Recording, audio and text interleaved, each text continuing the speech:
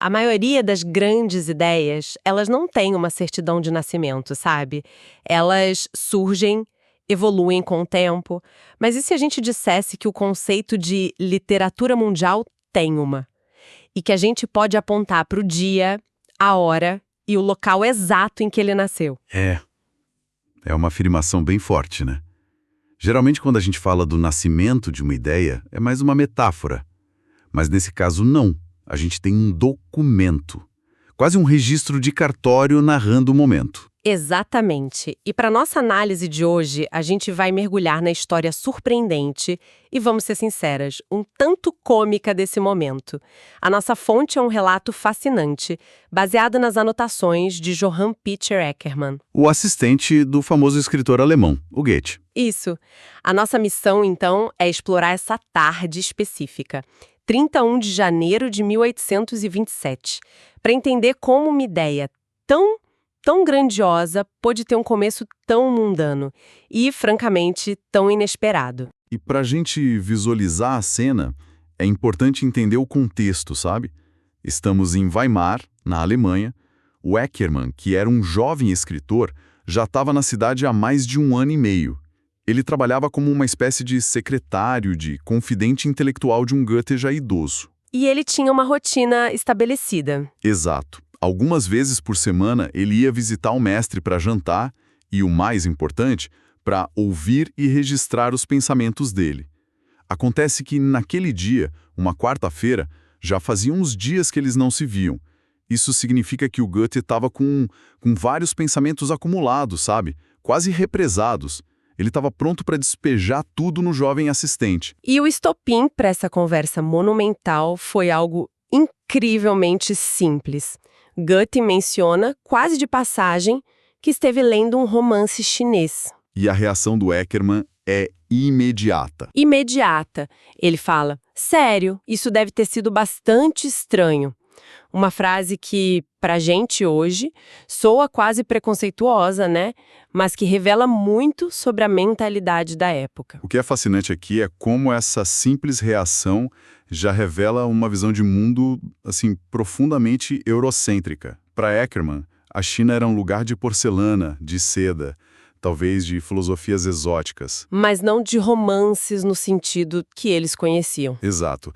A própria ideia de que eles pudessem ter uma narrativa com profundidade psicológica, com personagens complexos como os do Richardson, que eles admiravam tanto, isso é que soava estranho. A grande literatura, para um intelectual europeu daquela época, era, por definição, europeia. Então, Goethe não deixa essa provocação passar em branco. Como ele começa a desmontar essa visão de mundo tão fechada do assistente dele? Olha, ele faz isso de um jeito professoral, mas firme. Ele não ridiculariza o Eckermann, mas ele o corrige imediatamente. Ele diz, não, muito menos do que se pensa. Uma frase curta, mas direta. Exato. Com essa frase, Goethe já está sinalizando. O problema não está no livro, está na sua expectativa. Ele está preparando o terreno para uma lição. E aí, segundo as notas, Goethe começa uma pequena palestra, algo que o Eckermann até gostava, porque sabia que sempre tinha algo a aprender. Ele começa falando do Samuel Richardson, mas rapidamente volta ao que interessa a ele, o romance chinês. E mesmo assim, o Eckermann continua cético, né? Ele não se dá por vencido. Ele tenta encontrar uma justificativa para a admiração do Goethe, sugerindo que talvez aquele livro específico fosse uma exceção, uma anomalia. É uma forma educada de dizer, ok, mestre, talvez este livro seja bom, mas não vamos exagerar, né? Exatamente. E é nesse ponto que o Goethe percebe que a sutileza não está funcionando. Ele responde de forma categórica. Nada poderia estar mais longe da verdade. E aí ele desfere 2 golpes que devem ter abalado as certezas do Eckermann. O primeiro é uma comparação direta com a literatura francesa da época, que era o auge da sofisticação para muitos. Goethe afirma que os romances chineses são mais decentes. Embora ele admita, com uma certa ironia, que não era um padrão muito difícil de superar. Mas é a segunda afirmação que realmente muda o tom da conversa, não é? Completamente. É um golpe direto no orgulho cultural europeu. Goethe olha para o seu assistente e diz, com toda a autoridade dele, os chineses têm milhares deles, e já os tinham quando nossos ancestrais ainda viviam nas árvores. Uau, essa frase é cara, é incrivelmente cortante. É quase agressiva. Será que havia ali só uma intenção de ensinar ou também um desejo de chocar, de talvez até humilhar um pouco essa visão provinciana? Eu acredito que era um choque calculado. Goethe não era um pensador qualquer, né? Ele estava no fim da vida, a mente dele já transcendia fronteiras nacionais, ele colecionava arte de diferentes culturas, lia traduções de poesia persa, do sânscrito. Ele estava ativamente buscando padrões universais na experiência humana. Aquele romance chinês não era só uma curiosidade. Era a peça que confirmava uma teoria que ele vinha desenvolvendo há anos. E a fase sobre os ancestrais nas árvores? Era uma forma dramática de forçar o Eckermann, e por extensão toda a geração dele, a reavaliar a linha do tempo da cultura humana e a abandonar a arrogância de que a Europa era o centro de tudo. Eckermann, compreensivelmente, fica em silêncio. Imagina o Eckermann tentando processar tudo isso. É um golpe direto no sistema de valores dele. E eu suponho que Goethe aproveitou esse silêncio para dar o golpe final, certo? Exatamente. Vindo que finalmente capturou a atenção total do discípulo, Goethe faz a sua grande proclamação. Ele olha para o jovem e declara: chegou a hora da época da literatura mundial e todos devem procurar acelerá-la. Uma frase que ecoa até hoje. E ele não para na teoria. Ele torna a questão pessoal, aponta diretamente para o Eckermann e diz: todos, e isso inclui você. O que transforma a declaração de um princípio filosófico para uma ordem direta. Ele está dizendo, a responsabilidade é sua também. Pare de ser provinciano e comece a participar deste movimento global. Se a gente conecta isso ao quadro geral, a gente percebe a dimensão do que está acontecendo. Isso não é um comentário passageiro, é um manifesto, um chamado à ação. Goethe está propondo uma mudança completa de paradigma. Parar de pensar em literaturas nacionais como entidades isoladas, competindo entre si. E começar a vê-las como parte de um sistema global. Isso, um sistema interconectado, um grande diálogo da humanidade. Eckermann deve ter sentido o peso daquele momento. Uma ideia que podia redefinir tudo o que ele entendia sobre arte e cultura. É um momento de peso histórico. Uma ideia que mudaria o mundo, sendo articulada, talvez pela primeira vez de forma tão clara. É quase perfeito demais. A fonte não disse algo quebrou esse clima todo. E como quebrou? É aqui que a história dá uma virada, assim, absurdamente cômica. No auge dessa revelação intelectual, quando Eckermann está provavelmente tentando absorver o conceito de Weltliteratura, ouve-se um barulho do lado de fora da janela. E a reação é imediata. Instantânea.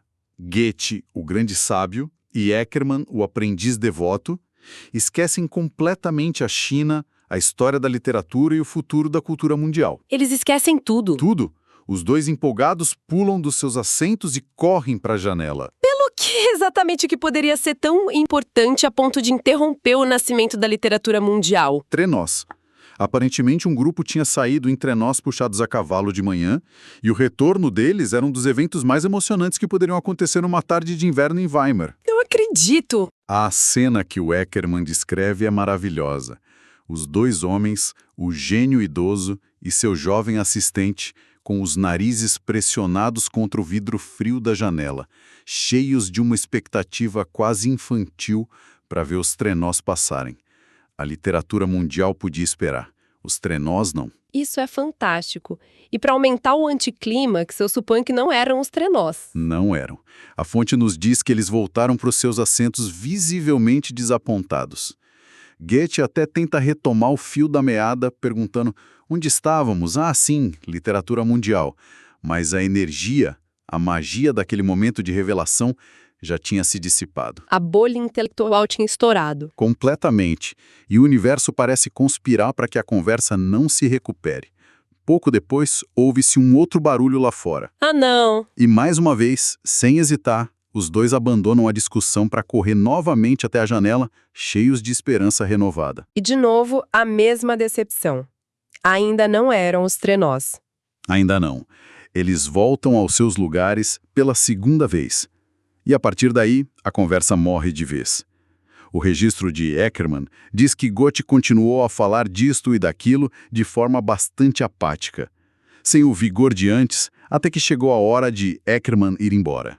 E assim termina o encontro. Exato.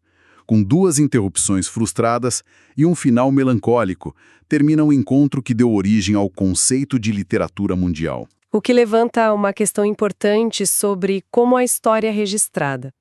O fato de o Eckermann ter incluído esse detalhe tão trivial e, de certa forma, embaraçoso, é o que torna o relato tão crível, não acha? Ele poderia facilmente ter omitido a parte dos trenós para apresentar um retrato mais solene do mestre. Sem dúvida. E é isso que o humaniza profundamente a história das ideias. A certidão de nascimento da literatura mundial não é um tratado formal, sabe? Escrito num momento de pura inspiração. É o registro de uma conversa fragmentada que termina sem grande alarde. Mostra que as grandes ideias não nascem em torres de marfim. Exato. Elas nascem no meio da vida cotidiana, com suas distrações e trivialidades. A imagem de Goethe, o autor de Fausto, com o nariz esmagado contra a janela como uma criança esperando um desfile, é um lembrete poderoso de que as grandes mentes também são só pessoas. Então, o que tudo isso significa no final? A gente vê que essa ideia transformadora não nasceu de um manifesto acadêmico. Ela nasceu de uma conversa casual, estimulada por um romance chinês entre um mestre e seu aprendiz. E que esse momento fundador foi marcado. Foi marcado tanto pela profundidade intelectual revolucionária do Goethe, quanto pela distração quase infantil dos dois. Mais preocupados com o som de trenós na rua do que com o futuro da cultura humana que eles mesmos estavam delineando. E talvez essa seja a reflexão final que essa história nos oferece. A tarde de 31 de janeiro de 1827, em Weimar, sugere que as grandes ideias, elas não precisam de momentos perfeitos para nascer.